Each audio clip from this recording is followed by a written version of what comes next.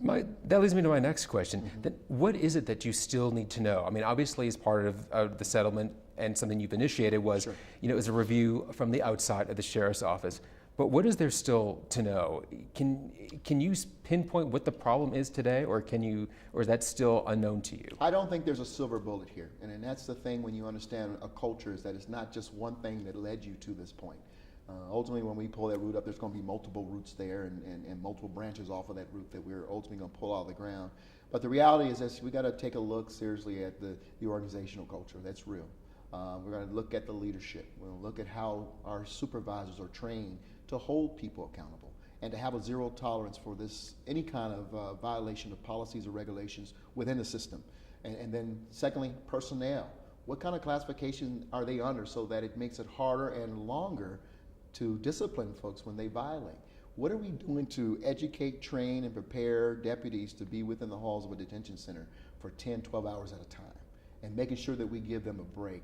So the point I'm making is that this is a multifaceted approach that we're going to have to take, and I believe there's multi-pronged challenges that we're going to have to meet in order to ultimately move this sheriff's department in the right direction. It is not much different than the police department when we had to address it. It wasn't one thing. It was multiple things that we had to address, and we're still addressing in order to become the best in the nation. But do you feel the burden, though, is on you as mayor? Absolutely. I take it home every day. I take it home every day. And I don't mind being held accountable. At the end of the day, 3/4 of this job are all the fun things. I get to interact with one of the greatest cities in the world. The people who live here are great. I love my constituents. I love the people who I live next to, who I interact with in the parks. The reality is that this is exactly why people go in and they pull the lever next to your name. Not for the ribbon cuttings, not for the state of the city address that I get to give once a year, not just so that you show up in their neighborhood.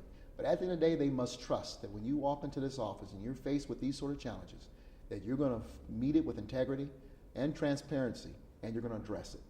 And that's what I'm trying to do as mayor of the city. So another issue that you and the city will have to confront are these other cases. The city attorney has made it clear there are other cases in the wings. Right. What will happen with these cases? Will you settle? Because I don't have to tell you, the city is spending a lot of money to hire outside attorneys to help with these cases. Well, let's go back to the Hunter case and really the deliberations. That was a very difficult decision to say, let's go settle this case. And one reason why I did that, well, there are a couple reasons. One is I didn't want to expose the city further in this particular case to even a higher, whether it was a verdict or a decision by a judge or a jury, or dragging it out so long that it would cost us even more with regards to experts and attorneys that would have had to be there to defend. So that was first and foremost. The exposure was even greater if we had continued to, I think, litigate this without working toward a settlement. Secondly, the longer we drug this out over the years, the less opportunity we had, I believe, to begin to move forward to address the other challenges with regards to other cases, as well as the transformative solutions we want to bring to the problems that we've identified in the Sheriff's Department. So there are other cases, and we want to get to dealing with those, and we also want to get to bringing forth the necessary mechanisms to change this department around. I didn't want to defer that any longer. I wanted to get to it right away. Understood, yet at the same time, it prevents allegations of witness tampering and dysfunction within the city attorney's office from being exposed. No, absolutely not. We actually were very clear that we have questions with regards to the actions of the city attorneys that interacted on this case. We have placed folks on administrative leave, and we've procured an outside a law firm to take a look at what happened here.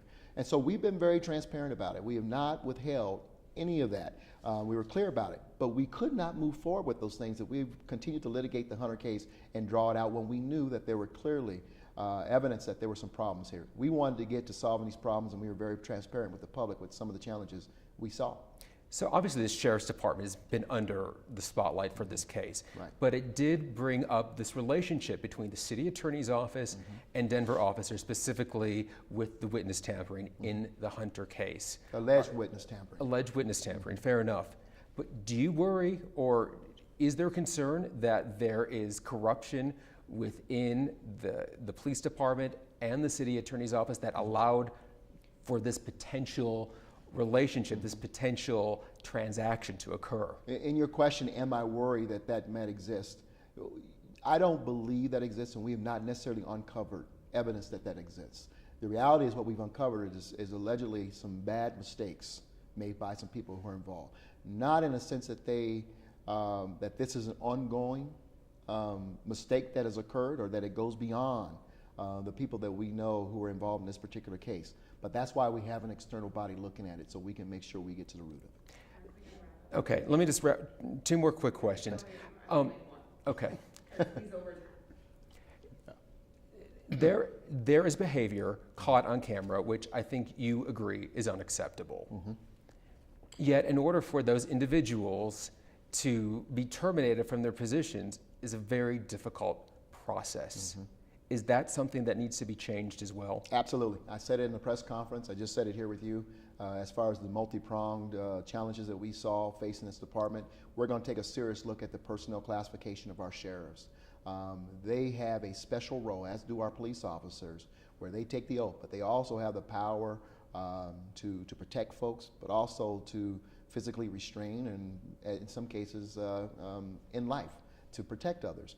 And the reality is that I believe calls for a special classification and one that gets right through a lot of the bureaucratic rules of personnel and allow for immediate investigation, immediate action.